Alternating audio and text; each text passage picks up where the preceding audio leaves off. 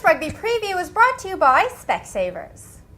This week they're playing in Nelspruit. Now, is the location going to have any bearing on their play? I think so. You know, crowds have been notoriously poor this Super Rugby season, in particular in South Africa.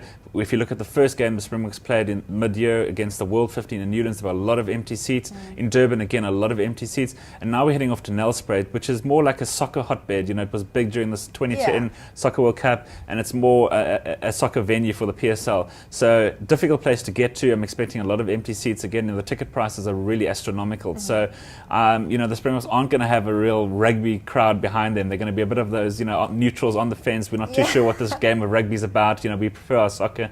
So, you know, it'll be interesting from that point of view. The Wales will sort of feel it as a little bit of a neutral venue, if you know what I mean. So, you know, I expect the crowd not to be as ferocious behind this poor Springbok team. So, you know, Wales will probably draw from that, draw a bit of comfort from that fact. So, you know, it's the second of two tests. So, you know, they're either going to share the series or Springboks are going to win 2-0.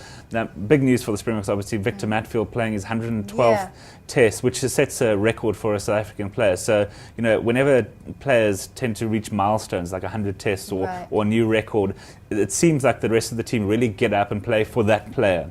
Amazing. You know, so it's, you know, it would be fantastic if every week somebody celebrated a milestone because they'd really perform. So it's like, you know, you don't want to let your teammates down. You know, he's been with them for donkey's years now.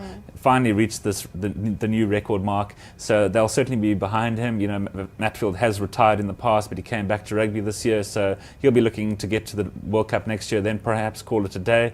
So they'll definitely be up for him. They're not going to want to head into the Rugby Championships on a loss.